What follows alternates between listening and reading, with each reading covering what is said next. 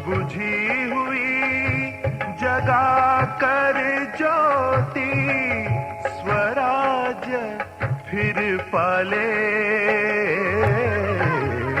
आत्मदर्शन स्वयं का दर्शन। ओम शांति। विशेष आज का टॉपिक है हम संगम युग में स्वराज्याधिकारी बन भविष्य में विश्व का राज कैसे ले। अभी लेटेस्ट बाबा की मुरली चली तो बाबा ने कहा कि कई बच्चे पूछते हैं बाबा हम भविष्य में क्या बनेंगे।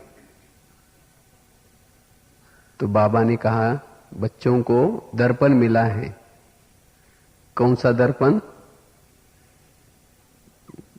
ज्ञान का ये दर्पण। बाबा ने कहा कि उसमें अंदर देखो कि आप क्या बनने वाले हैं। अगर आपका स्वराज्य है तो आप भविष्य में क्या बनेंगे? राजा बनेंगे। अगर स्वयं के ऊपर राज्य नहीं है, आप कर्मेंद्र के अधीन है, कर्मेंद्र के दास है, तो आप राजा नहीं बन सकते। तो इसलिए हम संगम युग में स्वराज्य अधिकारी कैसे बने, क्योंकि हर युग की अपनी अपनी नीति है। कलयुग की राज करने की नीति अलग है, सतयुग की राज करने की नीति अलग है, और संगम युग की नीति अलग है। संगम युग की नीति है स्वराज्य अधिकारी से विश्व का राज्य मिलेगा। यहां और कोई नीति नहीं चलेगी। डोनेशन नहीं चलेगा या कोई वोटिंग सिस्टम नहीं चलेगी या पार्सलिटी नहीं चलेगी। अगर आपका स्वयं के ऊपर राज्य है, अब गारंटी आपको विश्व का राजा बनाया जाएगा। यहां कोई बाबा ने यह भी नहीं रखा कि कौन कितने साल ज्ञान में चलते हैं, कौन पैसे वाले हैं, कौन समर्पित है, कौन कितने क्लास करते हैं। यह भी फार्मूला नहीं रखा है। फार्मूला रखा है स्वराज्य अधिकारी सो विश्व राज्य अधिकारी। अगर ऐसा बाबा फार्मूला रखता, बहुत पुराने हैं, वही राजा बनेंगे। जो समर्पित है वही राजा बनेंगे। तो जो बेचारी माताएं हैं या जो भी अभी अभी आए हैं, उनको यह चांस नहीं मिल सकता। इसीलिए बाबा ने फार्मूला रखा है स्वराज्य अधिकारी सो विश्व राज्य अधिकारी। तो हम अपने ऊपर तो राज्य कर सकते हैं।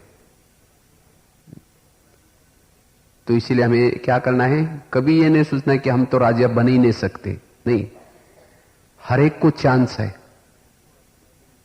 हर एक को आगे बढ़ने का चांस है, राजा बनने का चांस है। केवल आप क्या करो, अपने ऊपर राज्य करो। क्योंकि शरीर हमारे लिए एक सैंपल दिया है। ये शरीर हमारे लिए एक सृष्टि है। अगर इस सृष्टि के ऊपर जो राज्य कर सकता है, जिन्होंने यहां इस शरीर के ऊपर राज्य करने की ट्रेनिंग ली, वो भविष्य में इस सृष्टि के ऊपर राज्य कर सकता है। अगर इस शरीर रूपी सृष्टि को चलाने की ताकत नहीं आई, इसको कंट्रोलिंग पावर, रूलिंग पावर इसके ऊपर नहीं चलाई, तो भविष्य के राजा नहीं बन सकते। तो हम इस ज्ञान के दर्पण में चेक करना है कि मैं राजा बनने वाला हूं या दास दासी बनने वाला हूं। तो अब तक मेरा संगम युग का कितने दिन बीत गए। ऐसे अगर हम चलेंगे तो हम राजा फिर नहीं बन सकेंगे। अगर मेरे पास ज्ञान बहुत है, ज्ञान के रतन है, ज्ञान के रतन है, स्थूल भी मैंने बहुत धन दान किए हैं, हम साहूकार बनेंगे लेकिन राजा नहीं बनेंगे। तो राजा बनने के लिए क्या करना है? स्वराज्य अधिकारी बनना है। तो स्वराज्य अधिकारी बनने से वैसे ही हमें योग के लिए भी बहुत काम आएगा ये बातें। क्योंकि आज हमारा योग भी क्यों नहीं लगता? क्योंकि स्वराज्य अधिकारी स्थिति नहीं। जब हमारे मन के ऊपर, बुद्धि के ऊपर या सभी स्थूल कर्मेंद्रिय के ऊपर अगर हमारा राज्य है, हमारा कहना मानती है, तो फिर योग में भी हम जितना चाहे उतना समय तक बैठ सकते हैं। हम योग भी शक्तिशाली कर सकते हैं। अगर हम स्वराज्याधिकारी बनेंगे तो हमारे संपर्क में जो भी भाई बहनें हैं वो सभी खुश हो जाएंगे, क्योंकि हमारा चाल चलन, देखना उठना सबको पसंद आएगा। स्वराज्य अधिकारी स्थिति से हम बाबा की प्रत्यक्षता भी कर सकते। स्वराज्य अधिकारी स्थिति से हम कर्मातीत भी बन सकते हैं। कर्मेंद्रिय जीत सो कर्मातीत बन सकते हैं। तो वर्तमान की ये स्वराज्य अधिकारी की स्थिति, यह हमारे स्व उन्नति का बहुत ऊंचा साधन है। तो इसलिए हमें यही मेहनत करनी, स्वराज्य अधिकारी स्थिति। जैसे अभी अभी गीत सुन रहे थे, अगर कर्मेंद्रिय पर राज्य है तो सुख और शांति हमारे क्या होंगे? भाई हो जाएंगे। अगर मुझे सुख और शांति की अनुभूति करनी है तो मुझे क्या बनना है? स्वराज्य अधिकारी बनना है।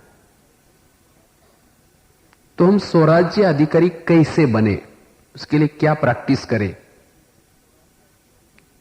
तो स्वराज्य अधिकारी बनने के लिए सबसे पहले देखो, ये हमारा शरीर है। इस शरीर एक प्रकार का हमारा छोटा सा देश है, कंट्री है। और इस कंट्री की, इस देश की राजधानी कहां है? ब्रुकुटी में। जैसे इंडिया एक देश है और इस इंडिया के देश की राजधानी कहां है? दिल्ली में है। लेकिन दिल्ली ये परतंत्र में क्यों गया था? क्योंकि दिल्ली में कुछ, जैसे इंडिया में कुछ नवाब रहते थे। बंगाल का नवाब, बिहार का नवाब, सूरत का नवाब। कुछ अंग्रेज लोग इंडिया में आए तो वो नवाब क्या हो गए? उससे मिल गए। और उसके कारण क्या हो गया? धीरे धीरे दिल्ली के ऊपर अटैक हो गया और भारत क्या हो गया? फिर परतंत्र हो गया। तो इसी तरह ये शरीर रूपी देश, ये परतंत्र क्यों हुआ? माया दुश्मन ने हमारे पर अटैक क्यों किया? क्योंकि इसकी जो राजधानी दिल्ली यहां है, ब्रुकुटी में आत्मा राजा रहता है। लेकिन इस देश में कुछ नवाब भी हैं। कौन से नवाब? कान, मुख, आंखें। और ये नवाब क्या हो गए? माया से मिल गए। माया से मिलने के कारण माया ने क्या किया? धीरे धीरे आत्मा के ऊपर अटैक कर दिया। क्योंकि माया कभी भी डायरेक्ट आत्मा के ऊपर अटैक नहीं कर सकती। उसने क्या किया? नवाबों के थ्रू कुछ वेरत बातें कान के द्वारा सुन ली, मुख के द्वारा कुछ वेरत बातें बोल दी, कुछ आंखों के द्वारा माया ने क्या किया? अटैक किया। और अभी हमारा ये जो शरीर रूपी देश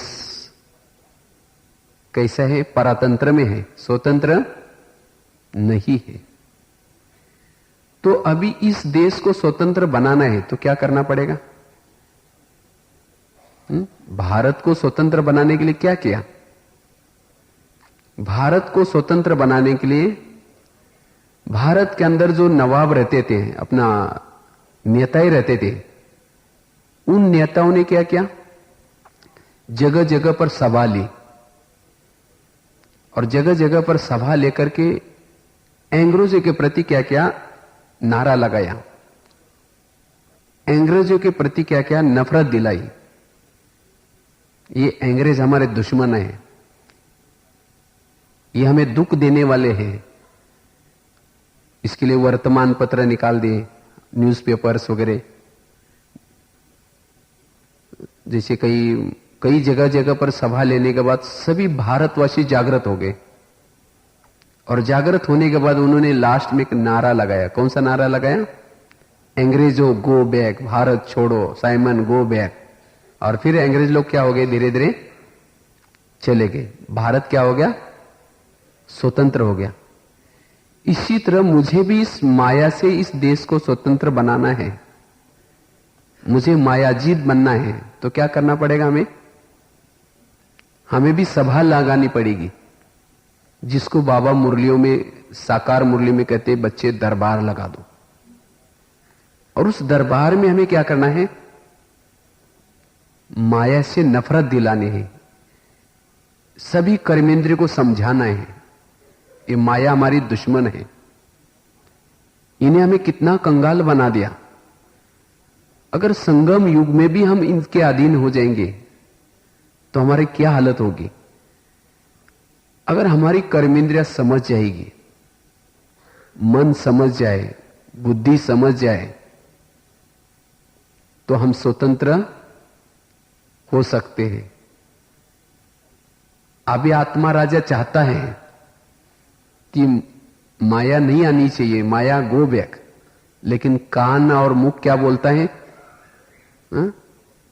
कोई परचिंतन सुना रहे तो कान बोलता है क्या हुआ, मतलब सुन लेता है, मतलब वो कान का आह्वान, माया का आह्वान कर रहे कान। तो इसीलिए हमें क्या करना है? अगर मुझे मायाजीत बनना है तो रोज हमें क्या करना है? दरबार लगाना अपना, और उसी दरबार में क्या करना है? रोज माया से नफरत दिलानी है, तब स्वतंत्र बन सकते हैं। देखो, पहले राजे रहते थे, किलों में रहते थे, राजाओं के लिए किले रहते थे, और उसी किले में कई दरवाजे रहते थे, और उसी किले में राजा को सेफ्टी के लिए कई दरवाजे रहते थे, और दरवाजे में भी कोई ना कोई सिपाही खड़े रहता था। जब भी कोई अंदर आता था, कोई एंट्री नहीं देते थे उनको डायरेक्ट।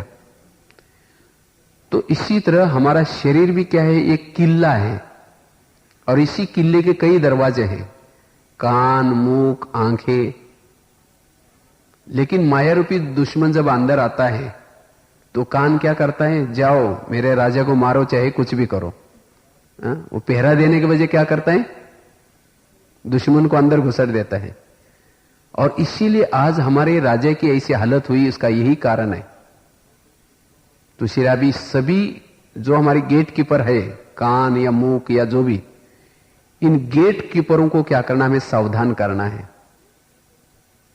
तब हम स्वतंत्र बन सकते हैं, तब हम स्वराज्य अधिकारी बन सकते हैं। क्योंकि आत्मा राजा सोया है, कहते ना, अंधेरी नगरी चौपट राजा, टके शेर भाजी टके शेर खाजा। आज हमारे इस नगरी में अंधेरी हो गई। आज ही भी था ना मुरली में, आत्मा की बैटरी क्या होगी? डिस्चार्ज हो गई। आत्मा राजा शक्तिहीन हो गया, और आत्मा राजा शक्तिहीन होने के कारण इस राज्य में पूरी गड़बड़ चालू होगी। तो अभी फिर से हमें राजा ही लेने के लिए क्या करना है? आत्मा राजा को जागृत होना होगा। जितना आत्मा राजा जागृत रहेगी, उतना हम अपना राज्य ले सकते हैं।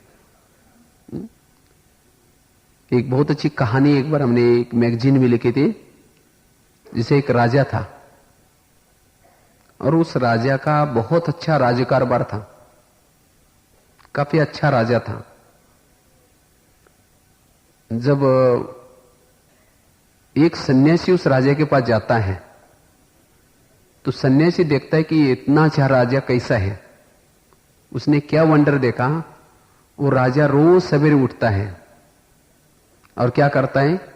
हर एक के पास जाता है, हर एक को गुड मॉर्निंग बोलता है, और कैसे हो भाई, क्या हो, कैसे, ठीक चल रहे, सबकी पूछताछ करता है वो राजा। और उसके कारण उसके राज्य में सभी अलर्ट रहते हैं। लेकिन धीरे धीरे वो राजा क्या होता है, आलसी हो जाता है। और आलसी होने के कारण वो आराम से, पहले तो सवेरे सवेरे उठता था, बाद में आराम से 9 बजे तक सोता है। और राजा जब सो गया, उसके राज्य में कई चोर आना शुरू हो जाते हैं। चोर आकर के उसका सामान लूटना शुरू करते हैं। मंत्री भी क्या करता है, देखता है राजा सोया पड़ा है, तो वो इधर का माल क्या करता है, उधर करना शुरू करता है। तो फिर वही सन्यासी एक बार आता है, उसको पता चला ये राजा कंगाल हो गया। जब दोबारा उसने आया, देखा, पहले क्या देखा था, वो राजा रोज सवेरे उठता है और सबके पास जाता है, मंत्री के पास, प्रजा के पास, सभी के पास जाता है। लेकिन जब बाद में देखा तो राजा आराम से सोया पड़ा है, और सोने के कारण उसके राज्य में कई चोर घुसे थे, वो इधर का माल उधर लेके जा रहे थे। मंत्री भी क्या करता है, वो भी ऐसा ही कार्य कर रहा था। तो सन्यासी को दया आते हैं, तो सोचता है अभी मैं क्या करूं जो राजा जल्दी उठ जाए। तो उसको एक युक्ति आती है, वो जाकर के राजा को बोलता है, आपके इस महल के पास एक कोई हंस आता है, और वो हंस आता है सवेरे सवेरे, बहुत सवेरे आता है, जल्दी। लेकिन उस हंस की एक विशेषता है, जो उस हंस को सवेरे सवेरे उठ करके देखेगा, जिसकी दृष्टि पड़ेगी, वो सारे संसार में मशहूर हो सकता है। वो राजा बोलते हैं हाँ मुझे भी मशहूर होना है। तो बोला फिर कल से आपको उठना पड़ेगा जल्दी उस हंस को देखने के लिए। बोला ठीक है। तो कल से सवेरे सवेरे वो उठता है और महल के चारों तरफ क्या करता है, चक्कर लगाता है। जब राजा जब उठ करके चक्कर लगा रहा था तो चोर आए थे, उन्होंने देखा राजा तो चक्कर लगा रहे हैं, तो चोर भाग गए, सोचे कि चलो कल आएंगे। कल फिर देखा तो राजा तो चक्कर लगा रहा था। फिर परसों देखा तो धीरे धीरे चोर आना बंद हो जाते हैं, और मंत्री भी देखते हैं कि भाई राजा उठा हुआ है, तो इधर का माल उधर करना बंद करते। धीरे धीरे उसके राज्य में प्रोग्रेस हो गई, उसकी राजाई बहुत अच्छी होगी। फिर वही सन्यासी एक बार आता है, उसने कहा कि आपने हंस को देखा? तो राजा ने कहा मैंने हंस को तो नहीं देखा, लेकिन मेरे राज्य में कुछ गड़बड़ चल रही थी, ये ठीक हो गई। तो सन्यासी ने कहा कि यही मैंने आपको युक्ति बताई थी, अगर मैं डायरेक्ट आपको कहता आप सोते रहते तो आप मेरा सिर काट देते।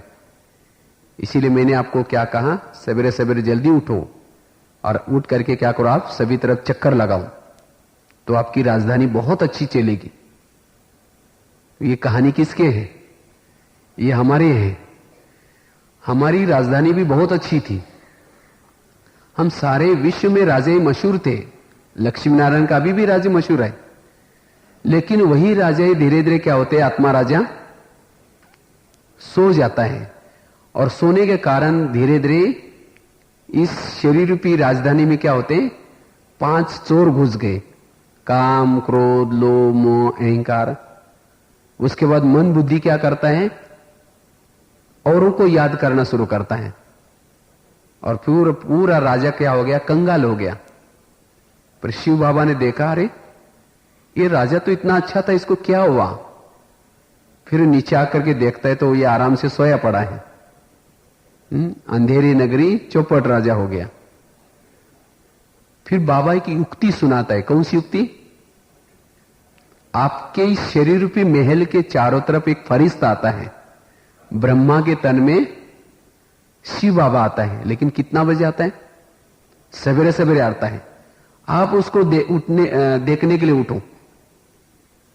तो अगर आप उसको देखने के लिए उठेंगे तो क्या हो जाएगा, चोर आना, जो काम, क्रोध, लोभ, जो चोर आकर के तुम्हें लूट रहे, वो क्या हो जाएगा, आना बंद हो जाएगी। और तुम्हारा जो मन बुद्धि मंत्री जो इधर का माल उधर कर रहे, वो भी क्या हो जाएगा, बंद हो जाएगा। और फिर से आपकी जो राजाई गई है वो राजाई प्राप्त हो जाएगी।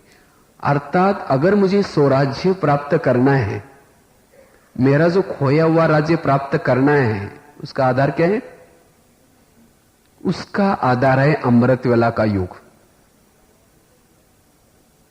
अगर हम अमृतवेला योग करते हैं, अमृतवेला योग करने से आत्मा की ज्योति जागृत होते हैं, और जिसकी सारा दिन ज्योति जागृत है वहां कोई भी चोर नहीं आ सकता।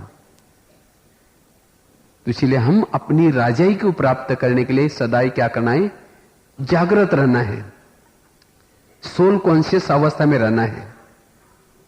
और केवल सोल कॉन्शियस होने से चलेगा नहीं, लेकिन क्या करना है, दरबार लगाना है, सबको क्या करना है, ऑर्डर प्रमाण चलाना है। क्योंकि राजाओं की निशानी होते हैं। राजाओं की क्या निशानी होते हैं? चलो 2 मिनट। तो इस तरह से हम अपना स्वराज्य प्राप्त करने के लिए क्या करना है, स्वराज्य प्राप्त करने के लिए, राजा बनने के लिए क्या करना है, स्वराज्य अधिकारी बनना है। जो भी हमारी कर्मेंद्रिय है, हमारी अपने ऑर्डर प्रमाण चले। और हमारी ऑर्डर कब मानेंगी? जब हम आत्मस्वरूप में, जब अपने सिंहासन पर है तब। इसलिए बाबा ने कहा ना, अगर आत्माभिमानी स्थिति में नहीं है, अपने सोमानों में नहीं है, अपनी सीट पर नहीं है, तो ऑर्डर कोई नहीं मानेगा। और राजा बनने के लिए, जिसे राजाओं में जो राजा आत्मा है, राजा बनने वाले हैं, उसकी निशानी होती है। राजाओं की 2-3 निशानी होते हैं। एक तो पहली निशानी है, राजा हमेशा जो भी बात किसी को कहता है वो दूसरे को क्या करने होती है, माननी होती है। अगर राजा ने कहा कि इसको फांसी चढ़ाओ, तो राजा की बात को कोई भी टाल नहीं सकता। दूसरी राजा की निशानी है, राजा क्या करता है, शिकार करता है। पहले राजाओं की कहानी आती थी, एक राजा था, वो शिकार करने के लिए गया था। और राजा शिकार किसकी करता है? शेर की शिकार करता है, कोई चूहा बिल्ली को नहीं मारता। और तीसरी राजा की निशानी है, राजा होता है दानी होता है, कंजूस राजा नहीं होता है। राजा दान पुण्य करता है। तो ये हमारे में निशानी यही पता हो, हमारे दिखाई पड़े। अगर मैं अपनी कर्मेंद्रिय को ऑर्डर करता हूं, मैं मन को ऑर्डर करता हूं, हे मेरे मन, अभी क्योंकि आत्मा का दिल है, मैं जाकर के शिव बाबा को याद करूं, 1 घंटा मुझे कुछ भी व्यर्थ बातें याद ना आए। आत्मा राजा का दिल है। जब मन को कहता है कि हे मन, तुम परमधाम में चलो, लेकिन मन कहीं मार्केट में लेके जाता है, या कोई सब्जी खरीद करने के लिए लेके जाता है। क्योंकि आत्मा को चलाने वाला चालक कौन है? मन है या बुद्धि है। जैसे सतयुग में आपने अपने पायलट को कहा, पुष्पक विमान जो चलाने वाले, उसको कहा मुझे आप क्या करो, उस राजे के पास लेके जाओ, लेकिन उसने कहीं और लेके गया, उसको राजा कहेंगे? नहीं कहेंगे। तो इसलिए अगर मेरा मन मेरी बात नहीं मान रहा है, तो हम राजा बनने वाले नहीं है। ये है दर्पण। अगर मैंने मुंह को ऑर्डर किए कि तुमने आज सारा दिन व्यर्थ नहीं बोलना है, लेकिन फिर भी मुख ने व्यर्थ बोल दिया, राजा बनने वाले नहीं है। मैं चाहता हूं कि आधा घंटा तक बैठ करके एक बाबा को याद करो, लेकिन मन बैठने नहीं दे रहे, तो राजा कैसे बनेंगे? तो इसलिए हमें ये साधारण बातें नहीं लेना है, लेकिन अभी क्या करना है? थोड़ा जागृत अवस्था में बैठना है। इसीलिए बाबा कहते हैं कि चेक करो कि मैं राजा बनने वाला हूं या दास दासी बनने वाला हूं। तो इसीलिए अभी क्या करना है, उसको ऑर्डर देनी है।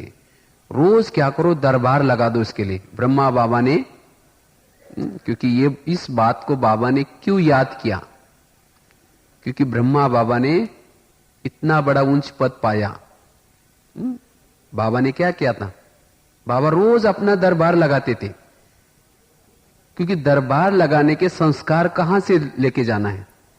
जो भी 84 के संस्कार, 84 जन्मों के संस्कार हमें यहां से भरने हैं। अगर वहां डायरेक्ट आपको राजा में बिठाया जाएगा गद्दी पर, और सामने सभा, आप अपने देवता बन करके, राजा बन करके बिठाए जाए, तो मंत्री को क्या बोलना चाहिए, दासी को क्या बोलना चाहिए, कुछ पता ही नहीं होगा। तो कैसी ऑर्डर देनी है, कैसी शिक्षा देनी है, कैसे राज्य करना चाहिए, कैसे बैठना चाहिए। क्योंकि राजा कैसे गद्दी पर बैठता है, निश्चिंत होकर के बैठता है। तो इसी तरह हमें भी अपने अकाल तख्त पर, ब्रुकुटी रूपी अकाल तख्त पर बैठ करके निश्चिंत होकर के, ये नहीं सोचो कि मैं क्या करूं, कैसे करूं, ये मेरे सुनते ही नहीं, मेरे बातें ही नहीं सुनते। कोई समस्या अगर होगी तो राजा कैसे बनेंगे? राजा बेचैन कभी नहीं होता, परेशान वाला राजा नहीं, बेगमपुर के राजा बनना है। कोई भी प्रकार का गम नहीं है। अगर कोई गम है, राजा नहीं है। अगर मेरे राजा में अभी भी गम है, ये बात कोई हो गई, ये क्यों होगी, इसका मतलब हम राजा नहीं बन सकते। तो इसलिए हमें रोज क्या करना है, अपने मन बुद्धि का, साथ में सभी कर्मेंद्रिय को क्या करना है, दरबार लगाना है। और उसी दरबार में जो भी बात फाइनल होगी, जो कोई नहीं सुनेगा उसको सजा भी देनी है। तो कैसे दरबार लगाना है? देखो, शरीर हमारा एक देश है,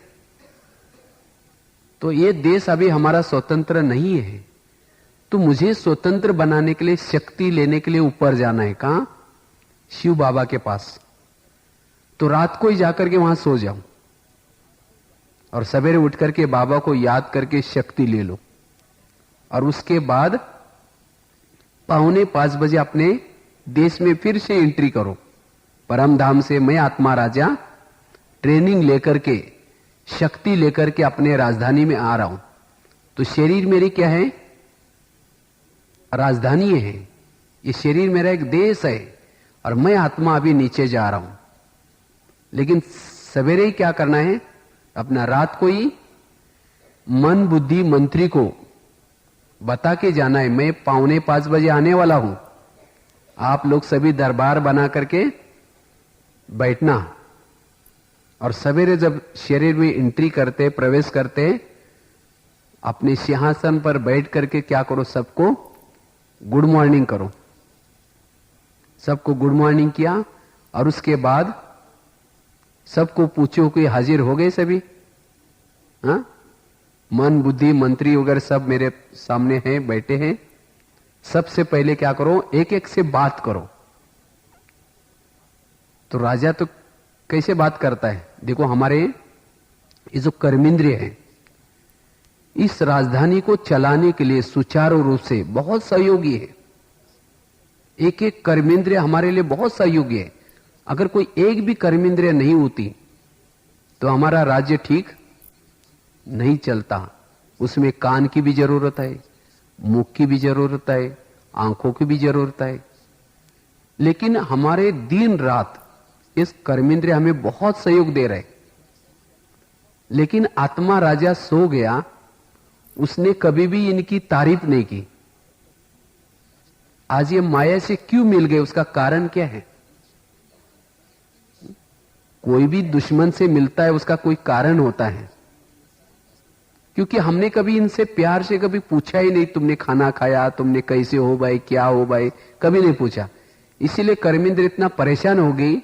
उसने कहा कि हमारा ये राजा कैसा है, हमें कभी पूछता ही नहीं, हम इतनी सेवा कर रहे, इसीलिए वो माया से मिल गए। तो इसीलिए अभी हमें क्या करना है, रोज इन कर्मेंद्र की महिमा करनी है। सबसे पहले कान की महिमा करना शुरू करो। नीचे आओ 4:45 बजे, और उसके बाद सबसे पहले कान को कहो, हे कान, तुम मेरे इस राज्य के शान हो। अगर तुम मेरे राज्य में नहीं होते तो मैं परमात्मा के महावाक्य कैसे सुनता। तुम्हारे कारण मेरे अंदर जागृति आई और मुझे बहुत सारा ज्ञान प्राप्त हो गया तुम्हारे कारण। और वैसे ही तुम्हारे ऊपर मेरा बहुत विश्वास है, इसीलिए मैंने तुम्हें कहां रखा है, बॉर्डर पर रखा है। कान कहां है हमारे? सबसे पहले कान ही है बॉर्डर पर, और बॉर्डर पर उसको रखा जाता है जो विश्वास होते हैं।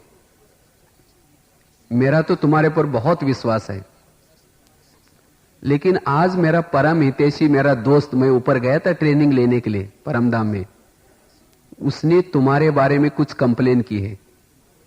वो सही है या नहीं मुझे तो पता नहीं, लेकिन मेरा दोस्त तो कभी झूठ नहीं बोल सकता, वो तो सत्य ही बोलता है। क्या सही है? मैंने तुम्हें विश्वास के साथ बॉर्डर पर रखा, लेकिन तुमने मुझे धोखा दिया है, क्योंकि तुम्हारे कारण माया घुस जाती है। तो बताओ, मैंने तुम्हें विश्वास से रखा, तुम मेरा खाते हो, मेरे राजधानी में रहते हो, और तुम मुझे धोखा दे रहे। तो इसलिए हे कान, आज तुम ध्यान से सुनो। मैंने कैसे अपने आप से बातें करनी है और उनको ऑर्डर प्रमाण चलाना है। तो हे कान, तुम ध्यान से सुनो। अगर आज से कोई भी व्यर्थ बातें तुम सुनेगा, मैं तुम्हें सजा दूंगा, याद रखना।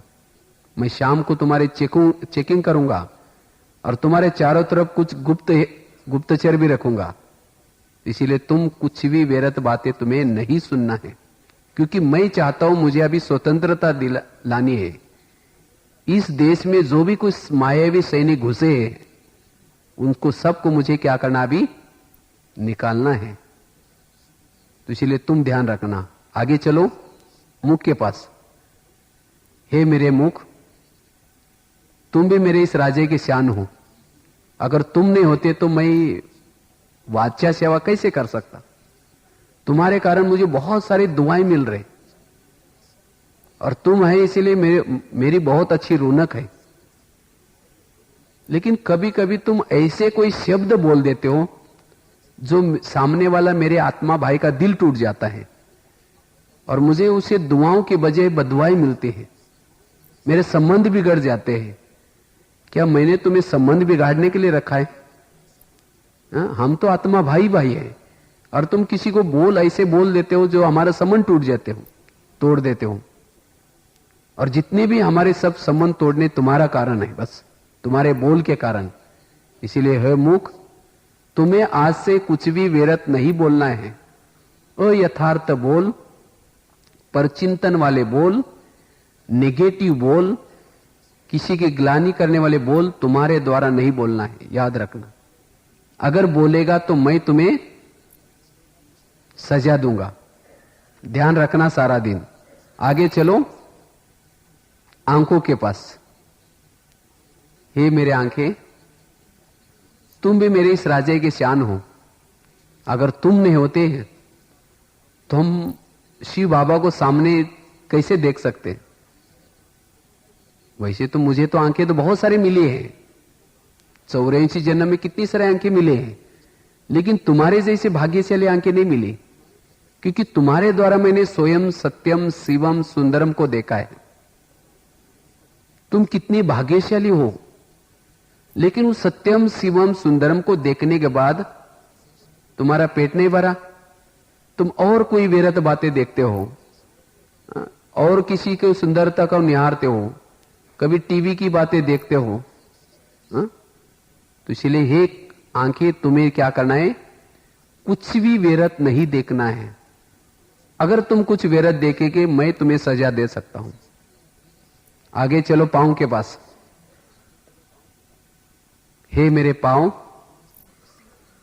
तुम भी मेरे इस राज्य के शान हो। अगर तुम मेरे राजधानी में नहीं होते तो ये कान भी क्या सेवा करता, या अपने मुख की भी क्या सेवा करता, मेरे हाथ भी क्या कर्मना सेवा करते, क्योंकि तुम सभी कर्मेंद्र को अपने सिर पर उठा करके लेके जाते हो। और फिर मैं वाचा सेवा कर सकता हूं और कुछ कर सकता हूं। अगर मुख वाचा सेवा करता आधी दुआ तो पांव को भी मिलती है, क्योंकि पांव ने क्या क्या वहां लेके गए। लेकिन कभी कभी तुम परचिंतन सुनाने के लिए भी सभी को लेके जाते हो, हा? तो क्या मैं तुम्हें इसीलिए रखा है?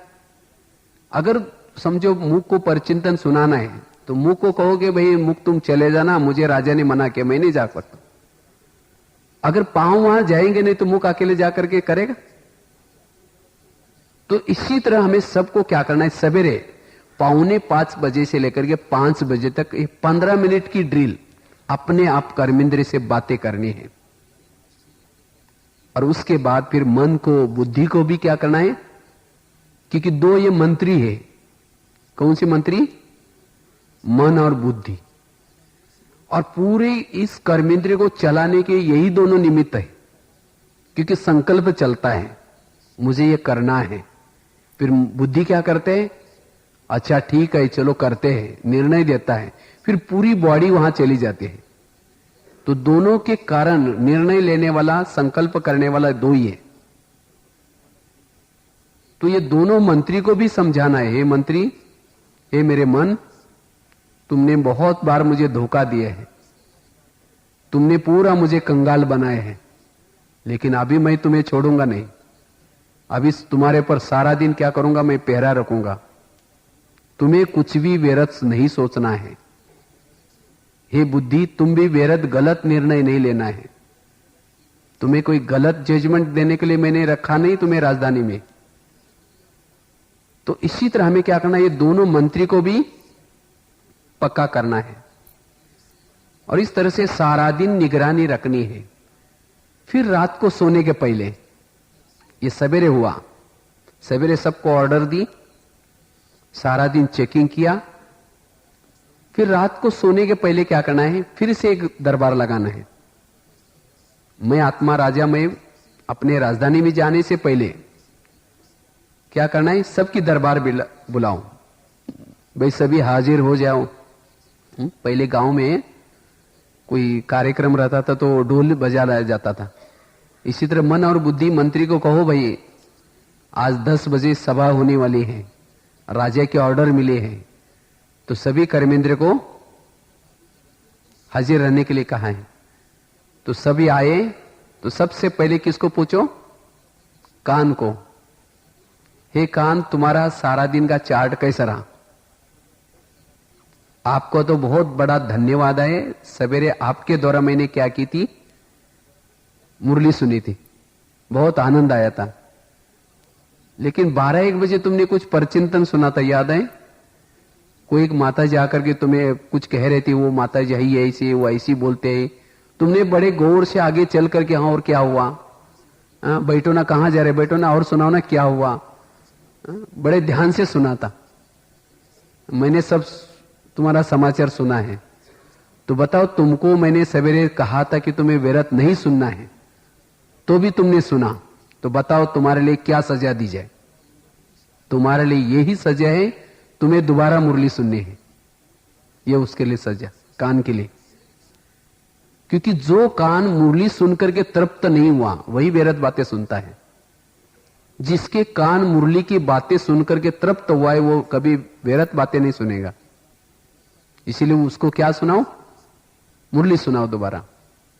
उसके बाद फिर मुख को पूछो, हे मुख, तुम्हारा चार्ट कैसा रहा सारा दिन? चलो, कान ने तो दरवाजा खोल दिया था दुश्मन के लिए, लेकिन तुमने भी उसको सहयोग दिया। हाँ, वो माता जी ऐसी बोलते हैं, वो ऐसी करते हैं, तुमने तो कम से कम चुप रहना चाहिए था। अगर तुमने दरवाजा नहीं खोलता तो दुश्मन आकर के वापिस चले जाते। तो बताओ तुम्हारे लिए क्या सजा दी जाए? तुम्हारे लिए यही सजा है, तुम्हारा कल के दिन कारोबार बंद रहेगा, मौन रहेगा बस। मुख का मौन, ये मुख के लिए क्या है, सजा है। इसको कहा जाता है राजा। तो एक एक कर्मेंद्र को क्या करो, डायरेक्शन दो, ऑर्डर दो, और उसके बाद उसको क्या करो, सजा भी दो। तब धीरे धीरे हमारी राजधानी में क्या हो जाएगी, परिवर्तन आएगा। तब आपके जीवन में, लाइफ में कुछ परिवर्तन नजर आएगा। कहेंगे ये माता जी कितनी अच्छी है, ये कभी भी व्यर्थ नहीं बोलती, किसी की व्यर्थ नहीं बातें सुनती। तो इसीलिए आज हम क्या हो रहे हैं, जैसे कहा ना, अंधेरी नगरी चौपट राजा, बस राजा सोया है, आत्माभिमानी स्थिति नहीं है, इसलिए जो चाहे हो रहा है। इसीलिए हमें क्या करना है, स्वराज्य अधिकारी बनना है। और इसके लिए चाहिए क्या, आत्माभिमानी स्थिति जागृत चाहिए। जिसकी आत्माभिमानी स्थिति है उसकी कर्मेंद्रियां गलत कोई भी नहीं काम करेगी। जैसे कोई घर में कोई बड़ा है तो छोटे आपस में नहीं लड़ेंगे, और अगर घर में कोई है ही नहीं तो छोटे क्या करेंगे, लड़ेंगे, झगड़ेंगे, आपस में कुछ भी करेंगे। इसीलिए सारा दिन हमें क्या करना है, अपने अवस्था में रहना है, सोल कॉन्शियस स्थिति में रहना है। तो जितना हम सोल कॉन्शियस अवस्था में रहते हैं उतना राजाई के संस्कार हमारे अंदर आते हैं। और इसके लिए हमें क्या करना है, जैसे कहा ना, जैसे वो कहानी सुनाई, वो कैसे उस फिर से वो राजाई में प्रगति हुई, इसी तरह हमारे राजाई में प्रगति होने के लिए, स्वयं का राज्य प्राप्त करने के लिए क्या करना है, रोज अमृत वेला का योग। अमृत वेला योग करने से सोल कॉन्शियस स्थिति रहेगी, और सोल कॉन्शियस स्थिति रहने से सारा दिन कर्मेंद्रिय कोई भी गलत काम नहीं करेंगे, कान गलत सुनेंगे नहीं, मुख गलत बोलेंगे नहीं, मन गलत सोचेगा नहीं, बुद्धि गलत निर्णय नहीं लेगी। इसलिए हमें क्या करना है, सोल कॉन्शियस का अभ्यास जरूरी है। इसीलिए बाबा क्यों बोलते हैं बच्चे आत्माभिमानी बनो, क्योंकि आत्माभिमानी होने से बुद्धि की लगाम लग जाते हैं। और जो जैसे गीत में था ना, ये संस्कार वश्य दौड़ता रहता है घोड़ा, लेकिन जब बुद्धि की लगाम है, ये घोड़ा क्या हो जाएगा, कंट्रोल में आएगा, और फिर हमारी राजधानी बहुत अच्छी चलेगी। तो इसलिए एक तो हमें दरबार लगाना है, और दूसरा राजाओं की निशानी है, शिकार करता है। तो हम शिकार किए कभी? जिसने शिकार नहीं किया वो राजा कभी भी नहीं बनेंगे। शिकार कहेंगे आप, तो हम तो शिकार में जाते नहीं, हम बहने कैसे शिकार करेंगे शेर की? उस स्थूल शिकार की बात नहीं है। किसी अज्ञानी आत्मा को ज्ञानी बनाना, यह है शिकार मारना। तो इसलिए हमें क्या करना है, और वो भी कोई चुहा बिल्ली की शिकार नहीं। 2-4 दिन के बाद मरने वाले बुढ़िया को ज्ञान दिया, वो चुहा बिल्ली हो गए।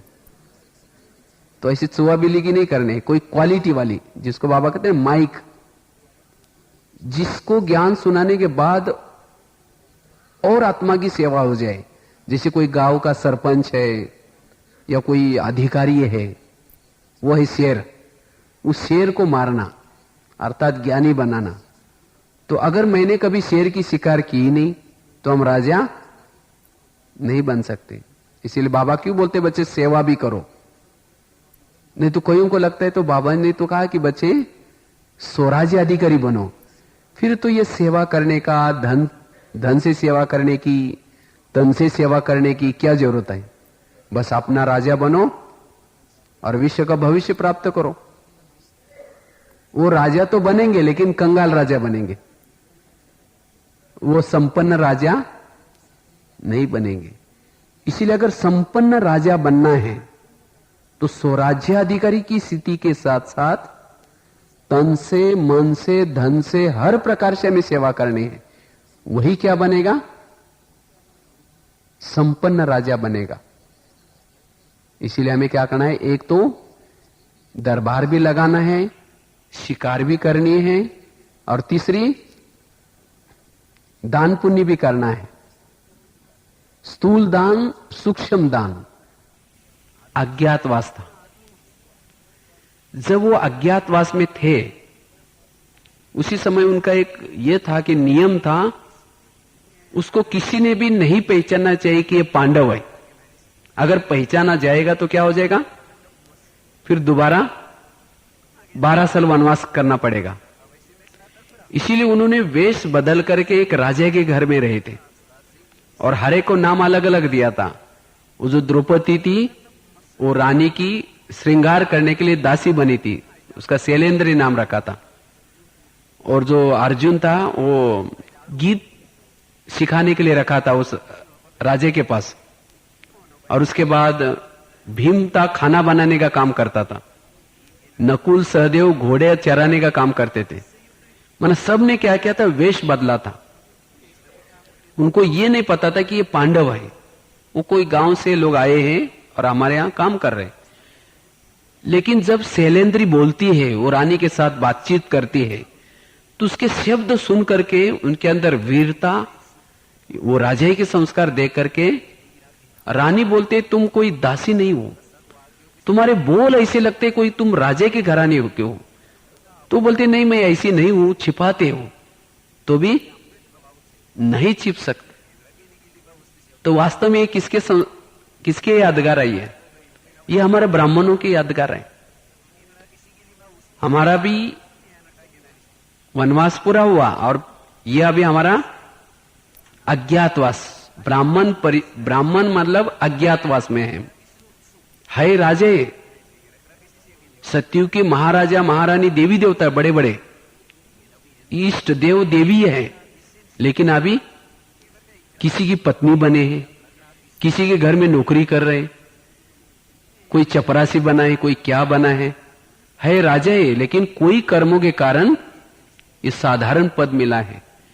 लेकिन जिस घर में आप किसी की पत्नी बने हैं, जिस ऑफिस में आप नौकरी कर रहे हैं, वहां आपका वो क्षमा भाव, वो निर्माणता, वो उदारता, वो सहनशीलता, वो देख करके उन लोगों को लगना चाहिए कोई साधारण लोग नहीं है, ये कोई राजा की क्वालिटी वाले हैं। वो आपके संस्कार वहां नजर आने चाहिए। इसीलिए बाबा कहते बच्चे क्या करो, आप अपने सोमानों में रहो। जितना आप अपने सोमानों में रहेंगे, ईश्वरीय नशे में रहेंगे, वो आपके संस्कार नहीं छिप सकेंगे। लोगों को लगेगा ये ब्रह्मा कुमार कुमारी कोई साधारण आत्मा ही नहीं, देव आत्माएं हैं। वो राजा के संस्कार आपके नजर आएंगे। इसलिए ये राजाओं की निशानी है। तो चेक करना है कि हम राजा बन सकते हैं। अगर हम शिकार करने का काम करते हैं, अगर मेरी सभी कर्मेंद्रियां मेरे कंट्रोल में है, मैं जितना समय उतना समय योग में बैठ करके बाबा के सिवाय कहीं और मेरी मन और बुद्धि नहीं जाती, सारा दिन कर्मेंद्रिय मेरी अपनी ऑर्डर मानती है, तब हम क्या बनेंगे, राजा बनेंगे। बाबा तो कहते हैं संगम युग का एक दिन भविष्य के एक जन्म के समान है। अगर एक दिन भी आप पूरा अच्छी तरह आपके संकल्प, बोल, आपकी दृष्टि, माना एक एक कर्मेंद्र अगर आपके कंट्रोल में है सारा दिन, एक दिन, तो एक दिन जन्म के आप राजा बन सकते। इतनी बड़ी प्राप्ति है। इसीलिए क्या करना है, हमें जागृत अवस्था में रहना है।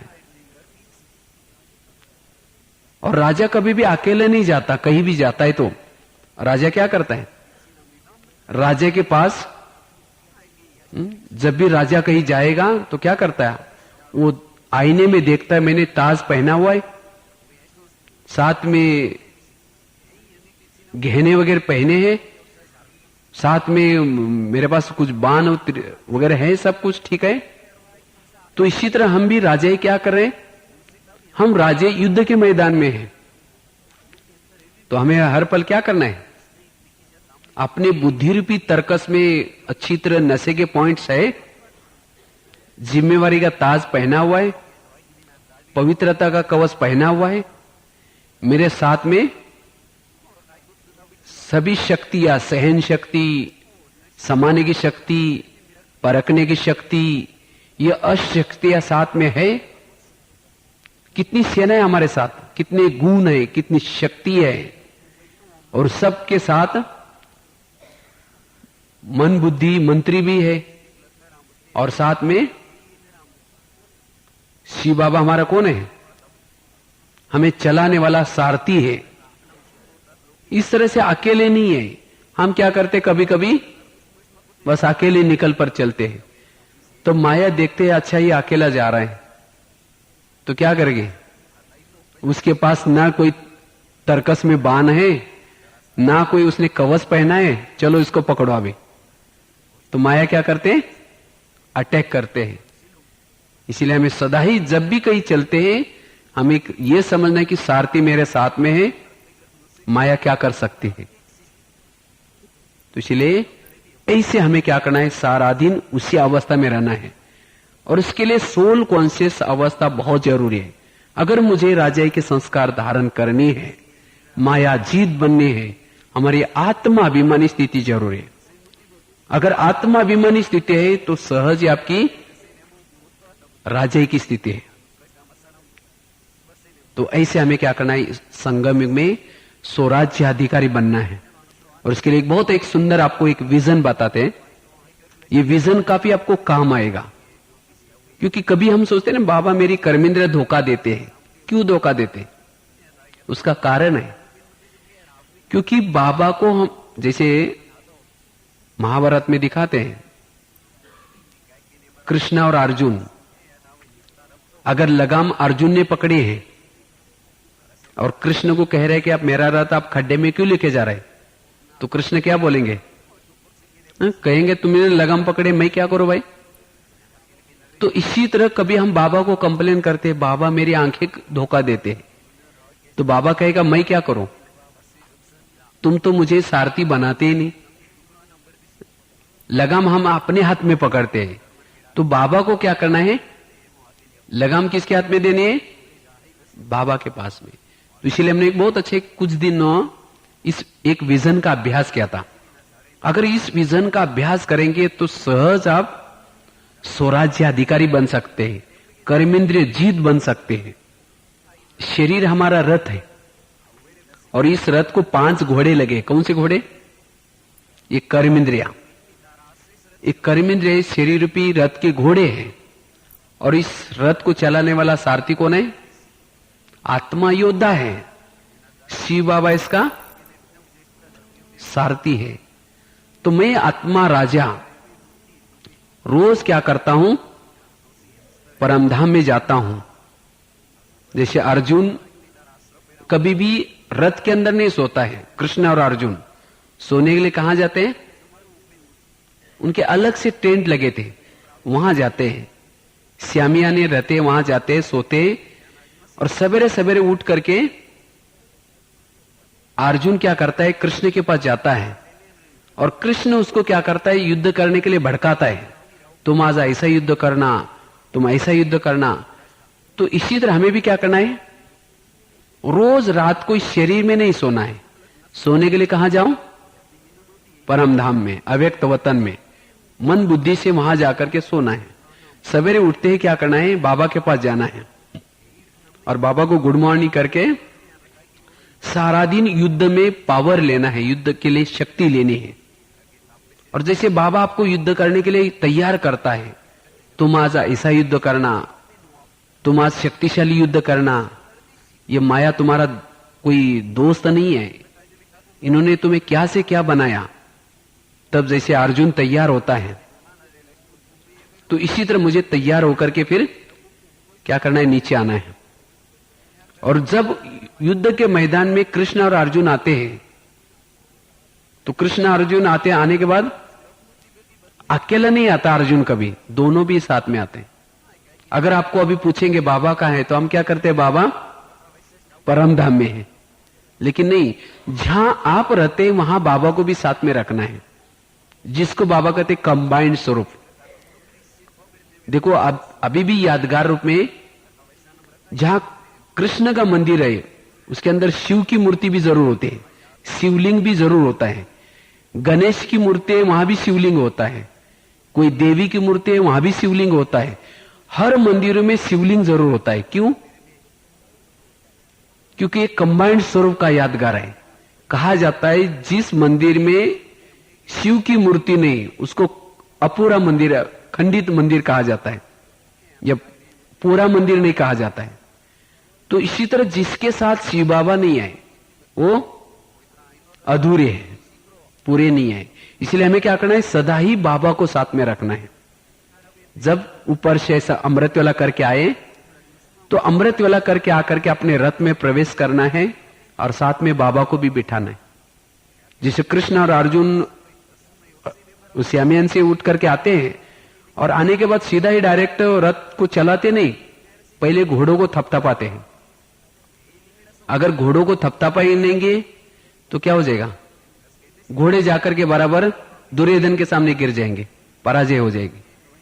इसीलिए उसको थपथपाया जाता है। तो इसी तरह हमें भी क्या करना है, कर्मेंद्र को थोड़ा सा जब नहाते धोते हैं, अमृत वेला करने के बाद क्या करते हैं हम लोग, नहाते समय कान को वगैरह समझाना है, कान तुम थोड़ा ध्यान रखना, आज मेरा, आज माया दुश्मन को घुसने नहीं देना, हे मेरे आंखें तुम भी थोड़ा ध्यान रखना, हे मुख तुम भी थोड़ा ध्यान रखना। इसी तरह उनको समझाया। उसके बाद कर्मेंद्र की लगाम बाबा के हाथ में दी। जैसे कृष्ण ने लगाम पकड़ी तो अर्जुन बोलता है सारथी मुझे इस तरफ लेके चलो, तो इसी तरह बाबा को कि बाबा मुझे अभी सेंटर में लेके चलो। जब आप सवेरे सवेरे सेंटर में जा रहे हैं तो दोनों ही भी बैठे तो बातें करते जाओ। तो इस तरह से सारा दिन अगर मेरी कर्मेंद्रिया बाबा के हाथ में दी है, बाबा साथ में है, तो कर्मेंद्रिया कभी भी धोखा नहीं देगी। तो ऐसे हमें क्या करना है, स्वराज्य अधिकारी बनना है। और इसको ही भक्ति मार्ग में क्या किया, वो लगाम की रस्सिया किसके हाथ में दी, कृष्ण के हाथ में दी, और वो सारथी बना दिया, वो घोड़े रथ। वास्तव में संगम युग का यह यादगार है। तो ऐसे हमें संगम युग में जितना हम स्वराज्याधिकारी बनेंगे उतना ही भविष्य में विश्व का राजा बन सकेंगे। तो यही हमें प्रैक्टिस करनी है। नहीं तो कहते ना, ब्रह्मा ने एक बार खुशी या सुख, वो सोचे कि मैं सुख या खुशी कहां रखूं, तो उन्होंने सोचा कि इधर उधर रखेंगे तो ढूंढ कर निकालेंगे लोग, तो कहां रखा, फिर भ्रुकुटी के बीच में रख दिया, तो वहां कोई भी ढूंढ नहीं पाया। तो वास्तव में सच्चा जो सुख है किसमें है, स्वराज्याधिकारी स्थिति में है। जितना हम आत्मा का चिंतन करते हैं, आत्माभिमानी स्थिति में रहते हैं, जितना हम अपने स्वरूप में रहते हैं, उतना हमें सच्चा सुख मिलेगा। और कोई सुख और चीजों में नहीं है। इसीलिए बाबा कहते बच्चे स्वयं को पहचानो, मैं कौन। अगर मेरी कर्मेंद्रिय ज्ञान में चलने के बाद भी वश में नहीं है, अभी भी मेरे आंखें धोखा देते हैं, कान धोखा देता है, मुख धोखा देता है, मन धोखा देता है, तो हम राजा बनने वाले नहीं है। इसीलिए बाबा ने कहा ना, आपके पास जो दर्पण दिया है उसको दाग तो नहीं लगे। तो इसलिए बुद्धि रूपी जो दिव्य नेत्र दिया है, उस दिव्य नेत्र से क्या करो, स्वयं की चेकिंग करो और राजा बनने की क्या करो, प्रैक्टिस करो। इसलिए एक तो हमें क्या करना है, अपने अमृत वेले के ऊपर ध्यान रखना है, साथ में अमृत वेला से सोल कॉन्शियस बनेंगे और सदा ही सारा दिन जागृत अवस्था में रहना है, जिससे हमारी स्वराज्य अधिकारी स्थिति सहज ही आ सकते हैं। और इसके लिए बाबा ने स्कीम बनाने के लिए कहा। कौन सी स्कीम? क्योंकि आत्मा की शक्तियां वेस्ट कब जाते हैं, जब ज्यादा सोचते हैं, जब अयथार्थ बोलते हैं, और तीसरी समय को वेस्ट करते हैं। तो ये तीन शक्ति को बचाना है। संकल्प की बचत करने के लिए क्या करो, हर बातों को पॉजिटिव सोचो। हर बात को पॉजिटिव सोचने से संकल्प बच जाएंगे, जिससे आत्मा शक्तिशाली बनेगी। और बोल की बचत करने के लिए अयथार्थ बोल के ऊपर क्या करना है, कंट्रोल करना है। और समय की बचत करने के लिए मन और बुद्धि का प्लान बनाना है। और जब हम तीन बातों की स्कीम बनाएंगे, तब हम आत्मा शक्तिशाली बनेंगे, तब हमारी शक्ति अपनी ऑर्डर मानेंगी, और तब हम राजा बन सकेंगे। तो ऐसे हमें क्या करना है, इस स्वराज्य अधिकारी बनने का क्या करना है, पुरुषार्थ करना है। और जब यहां संगम युग में स्वराज्य अधिकारी है, तो भविष्य का राज, भविष्य में क्या बनने वाले कोई प्रश्न ही नहीं है। भविष्य हमारी वर्तमान की परछाई है। जो वर्तमान का आज का दिन मैं श्रीमत पर चला, आज का दिन मैं स्वराज्याधिकारी बना, आज का दिन मैं श्रीमत पर चला, तो मेरा भविष्य ओके है। कई तो भविष्य की चिंता करते, आज अमृतवेला मिस होगी, लेकिन सोचेंगे भविष्य में मैं क्या बनूंगा, सत्युग कब आएगा। भविष्य के बारे में सोचने की कोई जरूरत नहीं। आज का दिन मुझे क्या करना है, सफल करना है। तो ऐसे हमें क्या करना है, जो बाबा ने कहा स्वराज्याधिकारी बनो, यही पुरुषार्थ करना है। ठीक है। ओम शांति।